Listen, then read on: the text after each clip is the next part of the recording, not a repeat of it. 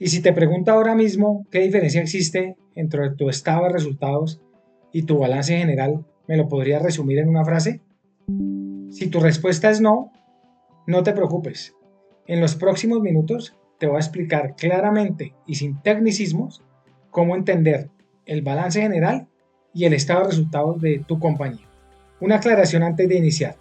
He recibido mensajes de algunos suscriptores donde me pidieron hacer videos con temas básicos de finanzas. En mi canal ustedes van a encontrar videos de mayor profundidad financiera para aquellas personas que ya manejan los temas financieros. Si eres uno de ellos, te invito a verlos. Y si eres un emprendedor o un profesional de otra área que no sea financiera, este video te va a generar bastante valor. Acompáñame a verlo.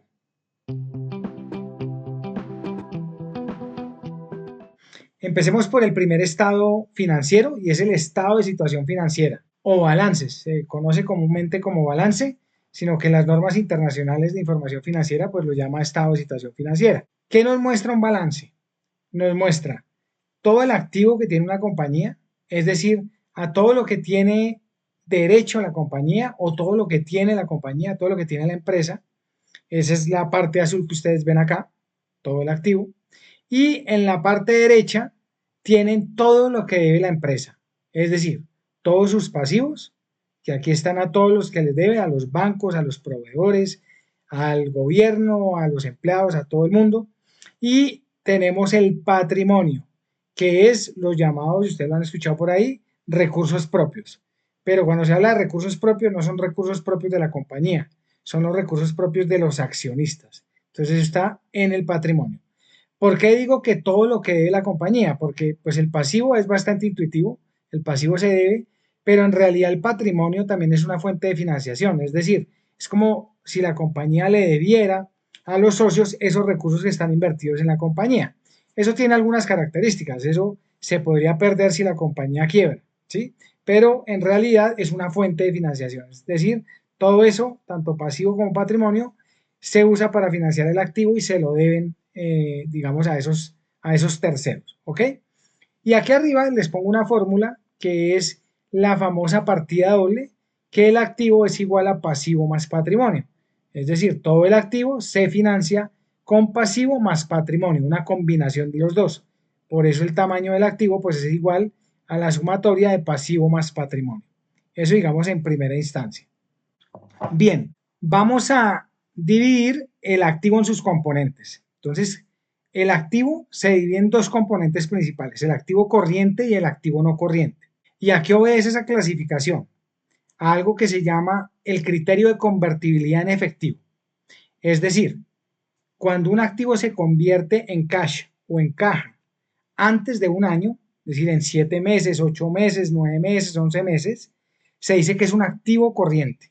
O sea, todos los activos que se convierten en caja antes de un año son activo corriente. Y los activos no corrientes, por el contrario, son todos aquellos que se demoran más de un año en convertirse en caja o en efectivo para la compañía. Entonces, por eso se habla del criterio de convertibilidad en efectivo o el nivel de liquidez de ese activo. Entonces, se dividen en activo corriente y activo no corriente. Ejemplos. En el activo corriente tenemos las cuentas por cobrar a clientes. Generalmente, pues un cliente no se me toma más de un año en pagarme, salvo contadas excepciones, pero generalmente me paga antes de un año, eso es un activo corriente. Pero piensen en la maquinaria que utiliza una industria para producir, para generar sus productos. Pues eso es un activo de largo plazo porque la máquina yo no la vendo antes de un año porque con esa es que yo produzco y genero mi producción, ¿vale? Entonces, tener en cuenta que el nivel de convertibilidad en efectivo es el que me define si es corriente o no corriente. Veamos un esquema de un estado de situación con los nombres propios de las cuentas para ilustrar mejor lo que estábamos hablando. Entonces, en esta primera parte, en este bloque que tenemos acá, tenemos todos los activos corrientes, ¿ok? ¿Qué tenemos ahí, por ejemplo? El efectivo y equivalentes de efectivo. Pues mi caja es efectivo, es líquido, por definición. Las cuentas por cobrar a clientes, que se llaman cuentas comerciales por cobrar. Eso también se vuelve líquido antes de un año. Cuentas por cobrar a partes relacionadas y asociadas. Yo puedo tener cuentas por cobrar a compañías que son vinculadas o relacionadas con la mía. Inventarios. Entonces, generalmente los inventarios, generalmente lo digo, son de corto plazo, pero vamos a ver que esto, por ejemplo, tiene inventarios de largo plazo, eso puede suceder. Pero los inventarios también pueden ser activos de corto plazo. Gastos pagados por anticipado, es decir, es algo, como yo les decía, la definición de un activo es algo que tiene la compañía o a lo que tiene derecho. Entonces, un gasto pagado por anticipado, les pongo un ejemplo. Yo pago una póliza de seguro, ya la pagué, yo tengo derecho a amortizar ese activo que es una póliza de seguro. Eso es un gasto pagado por anticipado, eso estaría acá. Instrumentos financieros derivados, es un activo financiero. Activos por impuestos corrientes, yo puedo tener algunos saldos a favor por tema de impuestos, retenciones, etcétera, y tengo derecho a ese activo. Entonces, es corriente porque eso antes de un año, sea con mi renta que lo voy a cruzar o como fuera que lo vaya a utilizar, pues se va a volver líquido. Activos clasificados como mantenidos para la venta. Yo puedo tener activos, sean papeles financieros, otro tipo de activos que sean de corto plazo, ojo, y que pueda materializar en caja en menos de un año. Los activos no corrientes. Entonces, por ejemplo, esta compañía tiene cuentas comerciales por cobrar. Puede tener cuentas comerciales a más de un año. Eso dependiendo pues, del tipo de compañía que estemos hablando. Inventarios neto. También es muy extraño verlos, digamos, en el activo no corriente, pero pueden existir. Inversiones en subsidiarias y asociadas. Yo puedo tener inversiones en otras compañías que no necesariamente son de corto plazo, sino son de largo plazo. Plusvalías, es un tema como de mayor valor de activos, que eso generalmente pues es un apunte contable y no se va a volver caja en el corto plazo. Activos intangibles que yo exploto en mi operación, no sé, puede ser una marca, por ejemplo. Eso no se vuelve líquido antes de un año. Activos por, hay un tema, hay un concepto que ustedes van a ver más adelante que se llama impuesto diferido. Es un tema de un impuesto que yo esperaría recuperar en el largo plazo, pero no es de corto plazo.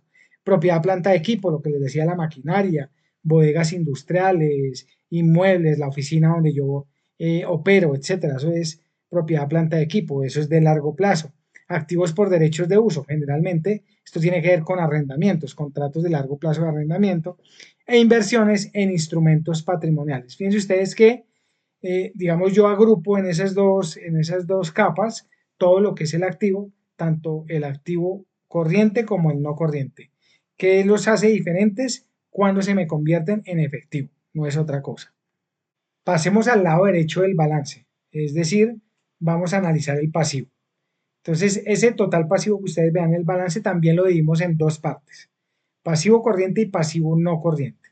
Entonces, el pasivo corriente se define como todas aquellas obligaciones que la compañía debe pagar antes de un año. Por eso, el criterio aquí de clasificación es el nivel de exigibilidad. En el activo decíamos convertibilidad en efectivo, ¿se acuerdan?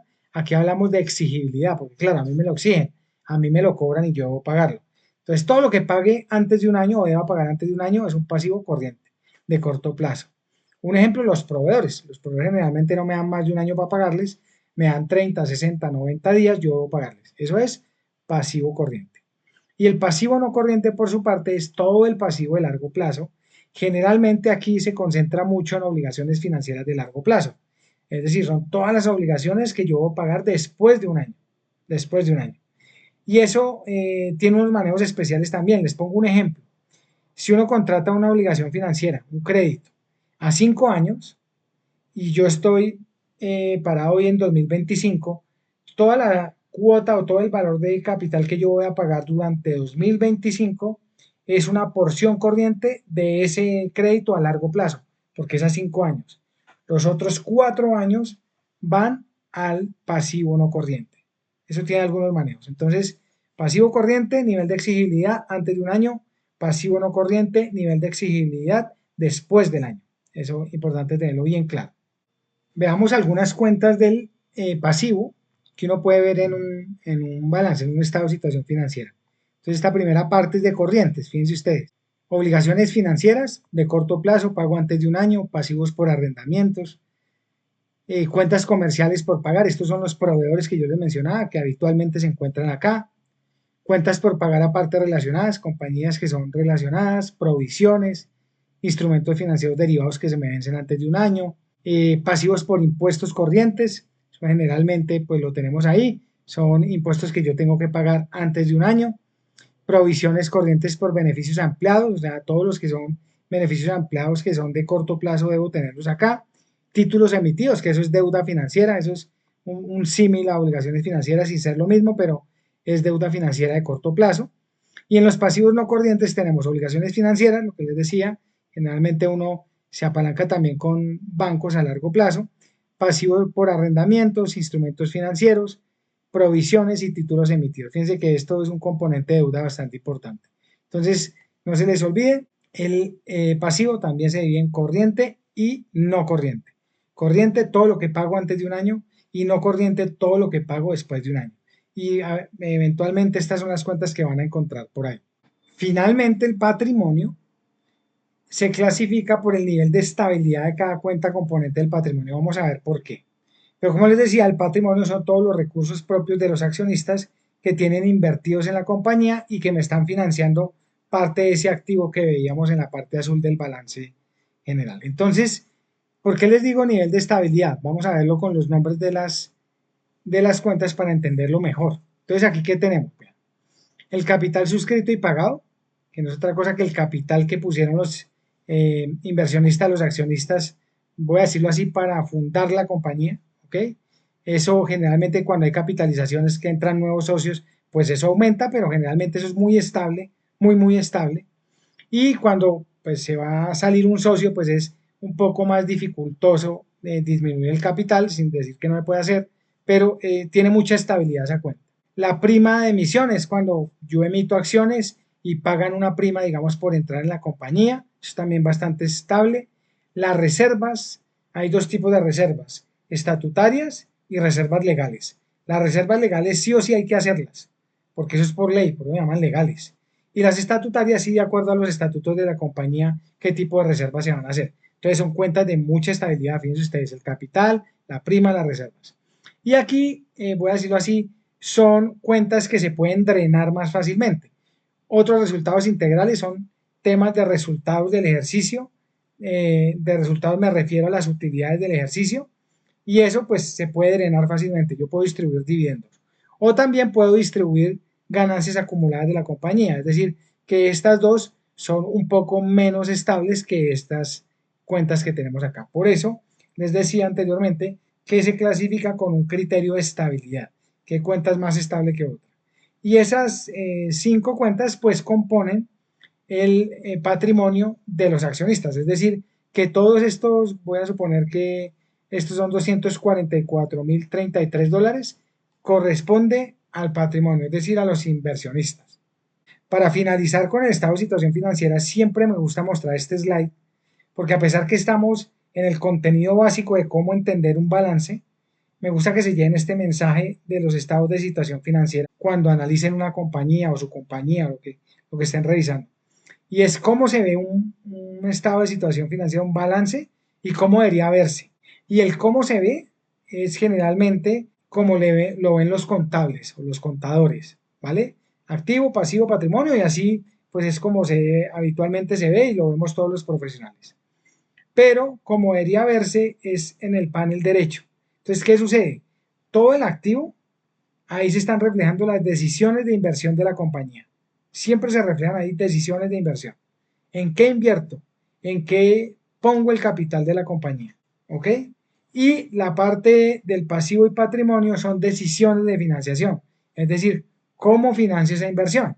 ¿Se fijan? Es una perspectiva y un marco mental diferente. No veo el activo, pasivo, patrimonio como tal, sino digo en qué decido invertir y en qué decido financiar. ¿Por qué es importante verlo así? Porque cuando ustedes vayan profundizando en conceptos financieros y vayan a analizar financieramente una compañía, pues se trata de verlo es como un proyecto de inversión que se va a financiar con unas fuentes. Y eso cambia la perspectiva y eso cambia el análisis que uno hace. Porque en el activo, pasivo y patrimonio, en realidad son apuntes contables y uno se podría ir cuenta a cuenta intentando entender esa dinámica de la partida doble, etcétera. Pero no, cuando uno hace un análisis financiero de una compañía, es una perspectiva más profunda y más financiera, menos contable. Entonces llévense ese mensaje por ahora, cómo se ve el balance de activo, pasivo, patrimonio, cómo debería verse como decisiones de inversión y decisiones de financiación. Bien, entonces veamos ahora el estado de resultados, ¿sí? Entonces yo siempre pongo un ejemplo para ilustrar esto. Cuando hablamos del balance o el estado de situación financiera que ya vimos, todos los números que están en ese balance son stock, es decir, es un saldo de una cuenta en un momento determinado del tiempo. Puede ser a final de año, a mitad de año, en el tercer trimestre, pero es un saldo. Cuando hablamos del estado de resultados, estas son variables de flujo, es decir, qué sucedió del 1 de enero al 31 de diciembre de determinado año. El otro es saldo a 31 de diciembre de ese año. ¿Se entiende? Estado de resultados es del 1 de enero al 31 de diciembre o del 1 de enero al 30 de junio, lo que haya sucedido en ese lapso. Entonces, esa es la diferencia. Esto es como si fuera una película, ¿cierto? El estado de resultados. Y el balance es como si fuera una fotografía. Es estático. Esa es una primera diferencia. Entonces, miremos el estado de resultados de qué va. Como su nombre lo indica, pues intenta mostrar el resultado que se obtuvo en un periodo determinado de tiempo. Entonces, ¿cómo se ve? Lo primero que tenemos son los ingresos operacionales, que no es otra cosa que las ventas. ¿Ok? Y las ventas, pues son precio por cantidad. Cuánto, digamos, valía mi producto en el mercado, cuántas unidades vendí, y eso, lo que facturé, digamos, es lo que yo me llevo a ingresos operacionales. En el costo de ventas, que eso también tiene unos manejos, digamos, especiales en costos más profundos, pero el costo es el costo por unidad por la cantidad vendida, no es otra cosa diferente. Ya ese costo se compone de costo variable, costo fijo, tiene unas particularidades, pero por ahora llévate que es costo por la cantidad de unidades vendidas o vendidas. Luego, cuando yo le resto a los ingresos los costos de ventas, obtengo algo que se llama la utilidad bruta. ¿Listo? Que es como un primer resultado, digamos, si se quiere, en términos brutos de la compañía. Posteriormente, le debo deducir todos los gastos de administración y ventas. ¿Qué va ahí? Nóminas, va todo el tema de personal, los servicios, honorarios, temas de impuestos, alquileres, comisiones, depreciaciones, etcétera. Todo lo que tipifica un gasto para la compañía, digamos, se apunta en esta cuenta de gastos de administración y ventas. Sigues bajando, le restas a la utilidad bruta que teníamos los gastos de administración y ventas y obtienes la utilidad operacional. ¿Ok? Y esta utilidad operacional es bien importante hacerle seguimiento y demás cuando uno está haciendo gestión en una compañía. Sigamos bajando. ¿Qué le restamos? Los gastos financieros. Si te acuerdas, nosotros teníamos obligaciones financieras en el balance y aquí en el estado de resultados se traen son los gastos financieros, es decir, los intereses que yo pago por esas obligaciones. No es otra cosa diferente. Eso lo debo deducir, ¿ok? Y eso es igual a la utilidad antes de impuestos. Yo ya he deducido todos los costos, todos los gastos y fíjense los gastos financieros para llegar a una utilidad de impuestos y tener una base para calcular mis impuestos. ¿Cuál impuesto? El impuesto de renta que se pague en tu país. Entonces, aquí restamos los impuestos de acuerdo a esa tasa, digamos, de ley que tiene tu país para descontar las utilidades de las compañías y aterrizamos finalmente en la última línea del estado de resultados, la utilidad neta. Esto es en teoría lo que le queda a la compañía al final del periodo y lo que en teoría, digo yo, se podría distribuir en dividendos si así se quisiera. Si aquí me quedan $1000, yo podría tomar la decisión como compañía de distribuir esos $1000 a quiénes, a los accionistas, porque yo ya pagué mis obligaciones financieras. Entonces, ¿qué pasa? Digo que es en teoría porque eso difiere del flujo de caja con que cuente la compañía para distribuir dividendos.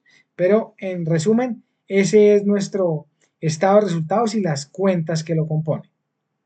Así como les expliqué el cómo se ve y el cómo debería verse para el balance, para el estado de situación financiera, se los voy a explicar aquí con el estado de resultados. Entonces, ¿cómo se ve? Lo que acabamos de ver, cuenta por cuenta. ¿Cómo debería verse? Entonces, desde los ingresos operacionales hasta la utilidad operacional, eso es un componente operativo. ¿Y por qué uno lo divide o lo descompone en estos términos? Porque es que cada porción, voy a decirlo así, del estado de resultados se afecta por diferentes cosas. Entonces, el componente operativo, ¿por qué se me afecta? Se me afecta porque el mercado vaya mal, no vendo lo que pensaba vender, o va mejor de lo que esperaba, vendo más de lo que esperaba vender, porque los costos se me dispararon, porque los gastos se me dispararon, y esos son componentes operacionales. Entonces, por eso se llama componente operativo. Luego viene el componente financiero, que son los gastos financieros. Estos gastos financieros no dependen de una decisión operativa, dependen de una decisión financiera. ¿Cuánta deuda voy a contratar para producir? Entonces, fíjense ustedes, es un componente financiero. Eso hay que tenerlo en cuenta para uno saber entender las compañías.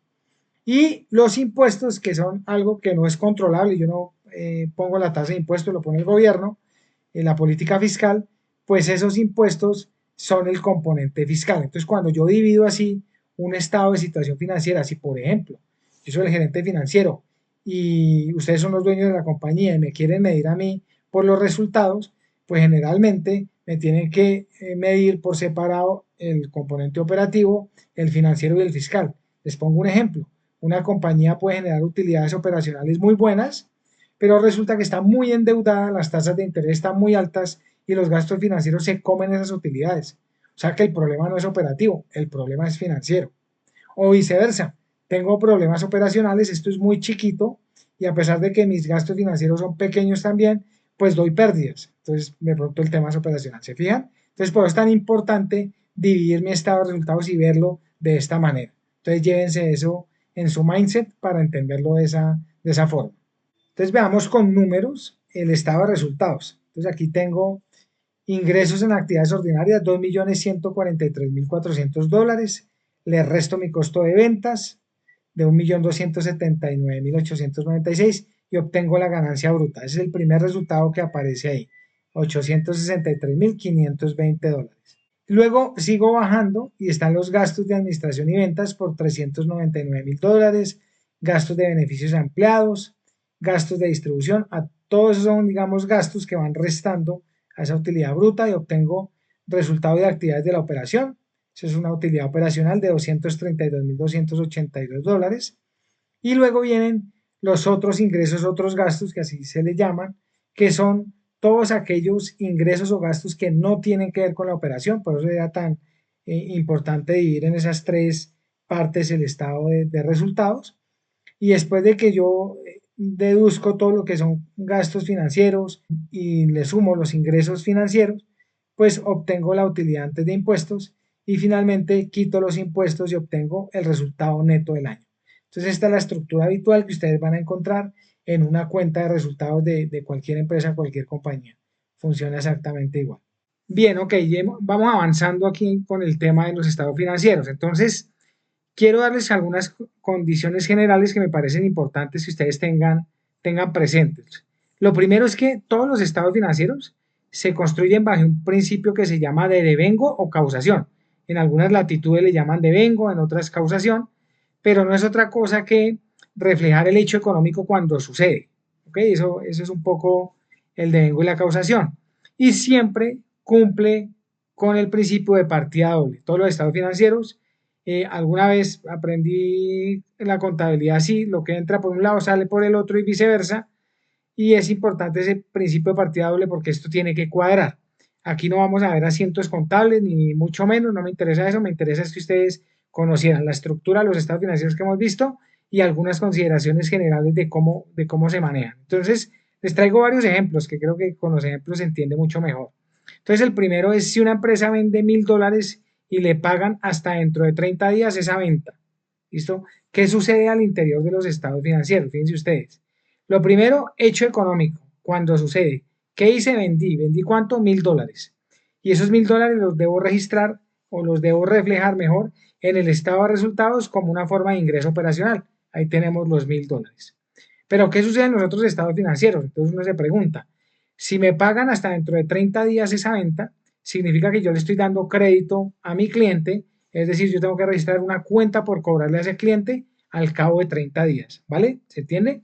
Entonces, en las cuentas comerciales por cobrar que están en el estado de situación financiera, registro los 1.000.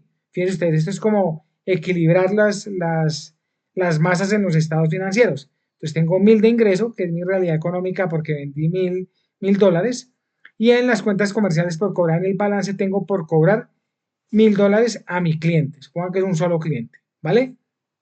Pero ¿qué más sucede? ¿Qué sucede a la caja? Los $1.000 que vendí no me los pagaron, ¿cierto?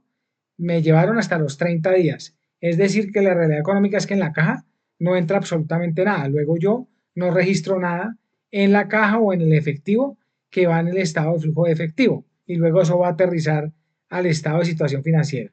Pero fíjense ustedes cómo funciona esto.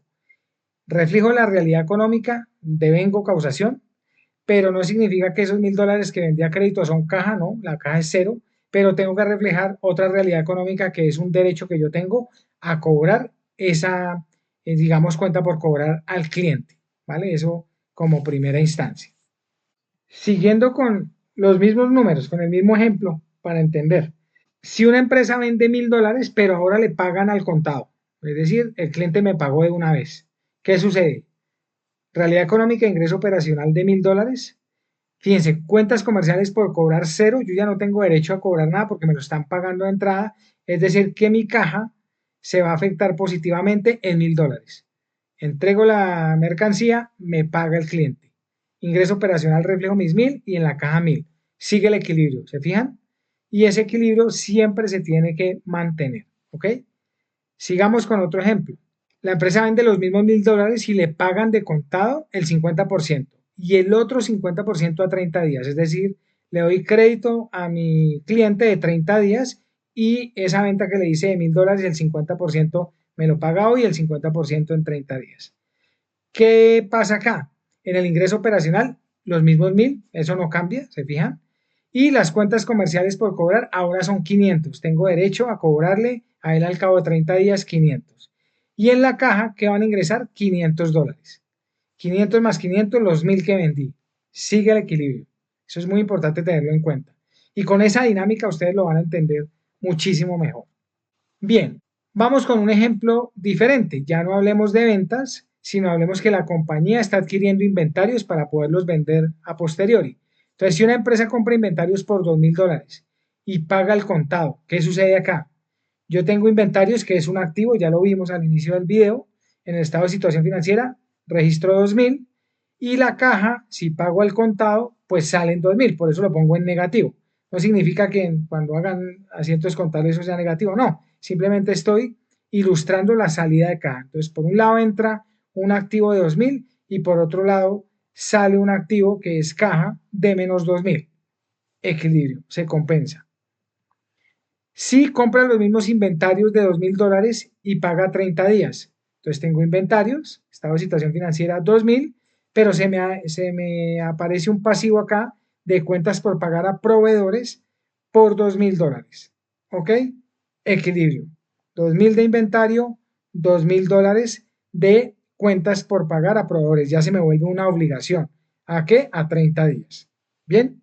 Ahora, digamos a manera de ejemplo lo que les acabo de decir para entender cómo es el equilibrio que debe existir en los estados financieros. Y aquí les voy a contar que existen unas cuentas de manejo especial y por qué se llaman así. Entonces, vamos a irlas definiendo. Las depreciaciones. Entonces, una depreciación pues se define como un costo o gasto que yo reconozco en mis estados financieros por la depreciación de una máquina, por el desgaste de una máquina o de un activo que yo utilizo para mi operación, ¿vale? Porque los activos pues pierden valor por el uso.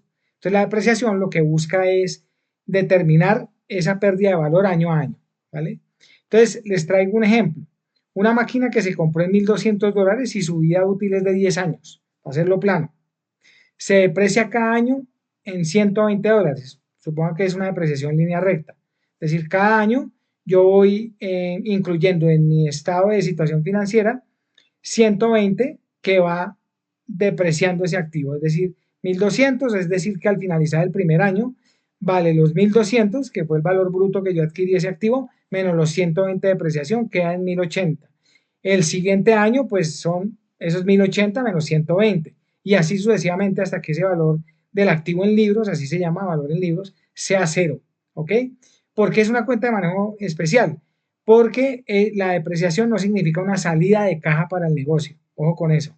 La depreciación es un apunte contable y eso tiene efectos. Primero, pues reconocer ese desgaste que se supone esos 120 yo debería guardarlos para reponer ese activo, que eso generalmente no sucede, pero por otro lado eso tiene un efecto fiscal, es decir, yo me puedo deducir esos 120 que voy llevando año de mis impuestos, de la base, digamos, imponible. ¿ok? Entonces tiene esos dos efectos, pero no es salida de caja, entonces por eso manejo especial. Las amortizaciones, por su parte, se dicen que los activos fijos se deprecian y que los activos diferidos, por ejemplo, que son intangibles, se amortizan, ¿cierto? O las marcas se amortizan, bueno, lo que sea, pero no es un activo fijo. En algunas latitudes, lo viví cuando estudié en España, pues hablan de amortizaciones indistintamente, ¿sí? Tanto para activos fijos como para diferidos o intangibles. Pero en Latinoamérica hablamos de depreciaciones y amortizaciones por separado. Entonces, las amortizaciones, por ejemplo, se adquiere una póliza de seguro. Entonces, tú tienes un pago de la póliza de seguro. Vamos a suponer que la prima costó $3.600 y esa póliza te va a cubrir la compañía por 12 meses. Eso significa que la amortización digamos, cada mes es de $300 por mes. Entonces al segundo mes serán los 3.600 menos los 300 y así sucesivamente hasta amortizar totalmente la póliza. Porque la póliza tú ya la pagaste. Tú de tu caja sacaste el primer mes $3.600, pero tienes derecho a aprovechar esa póliza durante 12 meses. O sea que yo debo llevar un pedacito de la póliza mes a mes, ¿ok? Y al cabo del mes 12, supongo que es enero-diciembre, en diciembre eso está amortizado al 100%. Esas son, digamos, dos cuentas de manejo especial. Otras dos cuentas de manejo especial, las provisiones o deterioros. Entonces, los deterioros funcionan para yo, como su nombre lo indica, deteriorar un activo que yo crea que se va a perder parte o se va a perder totalmente. ¿Listo? Entonces, aquí un ejemplo. Una empresa, después de revisar su cartera de clientes, se da cuenta que de los $20.000 que le deben, existe un cliente con $5.000 que lleva más de 6 meses sin pagar y es probable que no pague. Entonces la empresa decide deteriorar ese activo y provisiona los $5.000, es decir, reconoce un gasto de provisión o deterioro por esos $5.000. Y fíjense ustedes, yo me estoy quitando esa cuenta, digamos, por cobrar a mi cliente porque yo ya sé que la va a perder, pero estoy reconociendo un deterioro y eso me afecta mis estados de resultados, con eso mi utilidad y todo lo que conlleva. Hay unas técnicas para calcular esos deterioros, etcétera, pero pues no es el punto acá porque este es un video básico, ¿listo? Y valorizaciones. Las valorizaciones también son de manejo especial porque eso, digamos, no es caja hasta que se materializa la venta del activo. Entonces, supongan que una empresa tiene una bodega o una nave industrial, le llaman en algunos otros lados, donde almacena sus productos. La adquirió en $1.000.000 y a los 2 años realizó un avalúo. A veces, por ejemplo, en Latinoamérica existe por ley que uno debe valorar o hacerle avalúos a sus activos cada 2 años, eso depende de la legislación de cada país, pero con eso uno tiene actualizados sus activos en su estado de situación. Entonces supongan que hicimos ese avalúo y salió que esa misma bodega por condiciones de mercado hoy día vale $1.200.000. Significa eso que la compañía puede registrar en sus estados financieros $200.000 de valorizaciones. Ojo, eso no es caja, eso es un apunte contable, insisto. Esos 200.000 se verían realizados si se vendiera esa bodega en 1.200.000. Pero de pronto la bodega es donde yo produzco, entonces no me interesa venderla. Pero sí tengo que reflejar el verdadero valor de mercado de mis activos. Entonces las valorizaciones sirven para eso, para actualizar ese valor. Bueno, y eso era lo que les traía para el día de hoy. Espero les haya gustado el video, les haya aportado valor. No olvides en suscribirte a mi canal. Déjame tus comentarios de los temas que quieres que tratemos en este canal, que es de educación financiera. También no olvides que tenemos una compañía dedicada a la consultoría financiera para empresas. Estamos dedicados a hacer todo tipo de diagnósticos financieros, acompañamiento en estructuración de deuda, valoración de empresas, todo ese tipo de cosas. Y nos vemos en el próximo video. Hasta la próxima.